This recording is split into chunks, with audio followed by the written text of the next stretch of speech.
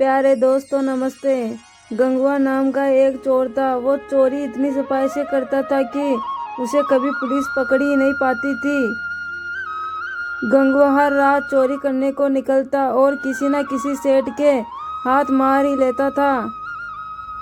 गंगवा की पत्नी ममता उसे कई बार चोरी करने के लिए मना करती, पर वो अपनी पत्नी की बात नहीं मानता था। तुम्हें कितनी बार कहा है कि यह चोरी करना छोड़ दो। आसपास की पड़ोसनें अब तो मेरे ऊपर शक करने लग गई हैं कि तुम्हारा पति तो कोई काम ही नहीं करता, पूरे दिन सोया रहता है, फिर भी तुम्हारे घर का गुजारा कैसे चलता है। अब मैं उन औरतों को क्या बोलूं? तुम रात भर चोरी करते हो और दिन में गोली बेचकर सोते हो। कुछ तो शर्म करो। अरे क्यों सुबह सुबह मेरी नींद खराब कर रही है? वैसे भी मैं कल रात चोरी करने गया था, कुछ भी हाथ नहीं लगा। मुझे तो लगता है तेरी ही नज़र लग गई है। जब देखो मुझे चोरी करने के लिए टोकती रहती है। अब चुप कर, मुझे सोने दे। कल रात को चोरी करने भी जाना है। गंगवा फिर कल रात को चोरी करने निकलता है, लेकिन फिर उस दिन भी वो चोरी नहीं कर पाता है। ऐसे ही कई दिन बीत जाते हैं। गंगवा परेशान हो जाता है क्योंकि उसने कहीं पर भी चोरी नहीं कर पाई। वो गुस्से में घर लौट आता है। उसी गांव में एक मोतीलाल नाम का एक बहुत ही अमीर और लालची सेठ रहता था। मोतीलाल दिखावा करने में बहुत ही माहिर था। वो गांव के सामने खूब दान पुण्य करने का काम किया करता था, ताकि गांव वाले लोग उसकी खूब वाहवाही करें। मालिक, कुछ गांव वाले मिलने आए हैं। व्यापारी बोला, उनको अंदर बुलाओ और उनके लिए चाय नाश्ता की तैयारी करो। गांव वाले मोतीलाल के लिए कुछ ना कुछ उपहार लेकर आए थे। अरे रे, आप इतना सब कुछ क्यों ले आए? क्या जरूरत थी इतना सब कुछ लाने की? सेठ जी, आपने गांव में पानी की टंकी लगवाई है, इसलिए गांव वाले थोड़ा बहुत आपके लिए उपहार लाए हैं। और ये लो मेरी तरफ से बच्चों के लिए ये फसल के नए आम। सेठ हंसने लगता है और कहता है, अरे तुम सबके लिए काम आना और सबके लिए धर्म करना ही तो मेरा काम है। चलो ठीक है, इतना कहते हो तो मैं रख ही लेता हूँ। गांव वाले उपहार देकर अपने अपने घर चले जाते हैं। मालिक छोटी सी टंकी लगवाने इतना सामान फायदे का सौदा है। अरे चुप चुप, दीवारों के भी कान होते हैं। उतने में ही बाहर से कोई आवाज लगाता है, जा देख बाहर कौन आया है। मालिक, शिव मंदिर के पंडित आए हैं। जय शिव शंकर पंडित जी। जय शिव शंकर मोतीलाल जी। मंदिर के सेवा कार्य के लिए मैं आपके पास आया हूँ। शिव मंदिर में इस सावन में नया त्रिशूल लगाने का विचार बन रहा है। सोचा आपने गांव में इतना दान धर्म करते हैं तो आपको त्रिशूल लगाने का अवसर भी आपको ही देते हैं। सेठ जी हंसता है और कहता है, यह तो बहुत अच्छा किया पंडित जी, जो आपने यह बात कह दी। बहुत समय से मैं ऐसा शुभ कार्य करने का विचार ही कर रहा था। ठीक है पंडित जी, त्रिशूल में जितने भी खर्च आए वो आप मुझे बता देना, लेकिन त्रिशूल सोने का बना होना चाहिए। मोतीलाल जी ने सोने के त्रिशूल के लिए हाँ तो कर दी, लेकिन पंडित जी के जाने के बाद सोच विचार में पड़ गए कि सोने का त्रिशूल तो बहुत महंगा आएगा। दिखावा करने के चक्कर में मैं तो लूट ही गया। आखिरकार मोतीलाल ने शिव मंदिर में त्रिशूल लगा ही दिया। गांव के सारे लोग वाह वाह करने लग गए। मोतीलाल घर लौट आया। उसी रात गंगवा मोतीलाल के घर चोरी करने घुस गया, लेकिन वो नहीं जानता था कि मोतीलाल जगा हुआ है। गंगवा को चोरी करते मोतीलाल पकड़ लिए। अच्छा, तू मेरे घर चोरी करने आया था? तुम्हें नहीं पता मेरा नाम मोतीलाल है, मोतीलाल। मेरे घर चोरी करना असंभव है। मैं दिन के साथ रात को भी जागता हूँ।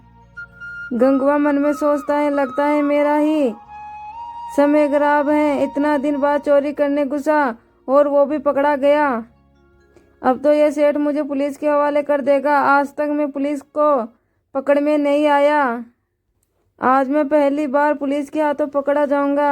अरे अरे, घबरा क्यों रहा है? मैं तुझे पुलिस के हवाले नहीं करूंगा, लेकिन बदले में तुझे मेरा एक काम करना होगा। हाँ हाँ, मैं आप जो भी कहोगे मैं करूँगा, पर मुझे पुलिस के हवाले मत करो। तो तुम्हें शिव मंदिर में लगे सोने के त्रिशूल की चोरी करनी होगी और वो त्रिशूल लाकर मुझे देना होगा। शंकर जी के त्रिशूल की चोरी पर मैं, हाँ शंकर जी, चोरी तुझे इसी समय करनी होगी और त्रिशूल चुरा कर मेरे पास लाना होगा। उसके बाद मैं तुझे छोड़ दूंगा, नहीं तो पुलिस के हवाले कर दूंगा। फिर पुलिस तुझे महीनों तक नहीं छोड़ेगी। ठीक है सेठ जी, मैं अभी जाता हूँ। गंगवा उसी रात शंकर जी के मंदिर जाता है और उसी रात त्रिशूल चुराकर सेठ जी को दे देता है। पर उस रात गंगवा को नींद नहीं आती। अगले दिन सुबह गांव में शोर मच जाता है कि शंकर जी के त्रिशूल की चोरी हो गई है। ममता बोलती है, सुनो जी, तुम्हें पता है शंकर जी के मंदिर से त्रिशूल की चोरी हो गई है। कहीं ऐसा तो नहीं है कि त्रिशूल तुम्हें चुराया हो? मुझे सच सच बताओ, तूने ऐसा पाप किया है तो तुम क्षमा मांग कर वापिस त्रिशूल शंकर के मंदिर में रखाओ। कभी कभी तो मुझे ऐसा लगता है कि तुम्हारे पापों के कारण मैं आज तक मां नहीं बन पाई। शायद तुम्हारे पापों की सजा हमें संतान ना मिलकर मिल रही है। ममता रोने लगती है और ममता को रोता हुआ देखकर गंगवा बहुत पछताता है और वो ममता को सच सच बता देता है, मुझे माफ कर दो। मैं चोरी करने में इतना अंधा हो गया था कि मैंने भगवान को भी नहीं छोड़ा। मैं अपने आप को बचाने के लिए शंकर के त्रिशूल को चुरा लिया और उस लालची सेठ मोतीलाल को दे दिया। अब मैं क्या करूं ममता? तुम डरो नहीं, ये सब बात गांव वालों को और पंडित जी को बता दो। मोतीलाल तुम्हारा कुछ नहीं बिगाड़ पाएगा।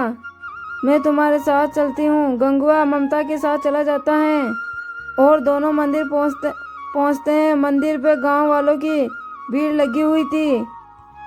मोतीलाल भी मंदिर में ही खड़ा हुआ था। पंडित जी बोलता है, सेठ जी आपने इतने मनभाव से भगवान के मंदिर में त्रिशूल लगाया और वो भी कल रात को चोरी हो गया।